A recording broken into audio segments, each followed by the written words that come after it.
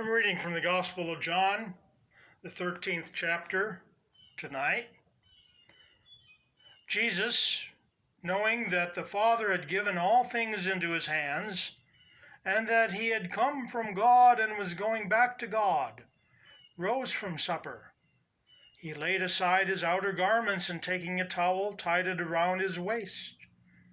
Then he poured water into a basin and began to wash the disciples' feet and to wipe them with the towel that was wrapped around him.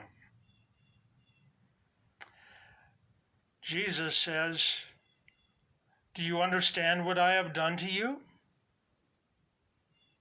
You call me teacher and Lord, and you are right, for so I am. If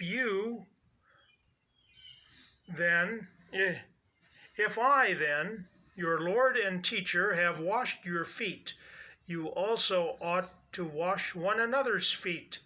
For I have given you an example that you also should do just as I have done to you."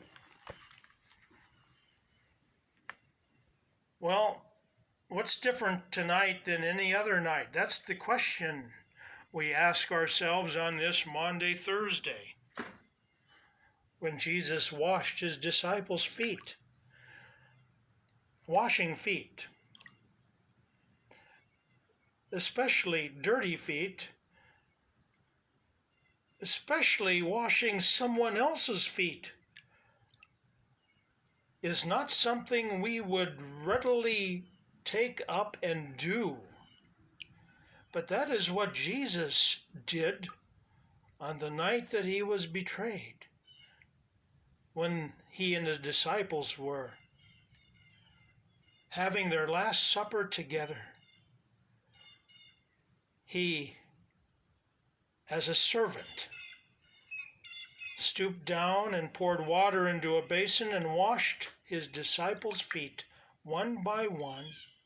St. Peter, of course, chimed in, "Lord, never you will wash my feet." But Jesus says, "If I don't wash you, Peter, you will not be clean." "Well, then wash my head and my arms, my legs, not just my feet." Jesus wasn't telling us to wash someone else's body parts.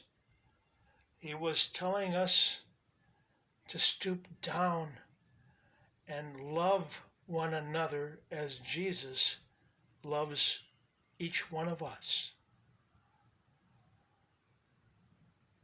Getting down to someone's personal needs. How about those who are poorer than we, a different lifestyle than we, sinners like we, poor, miserable sinners though we be?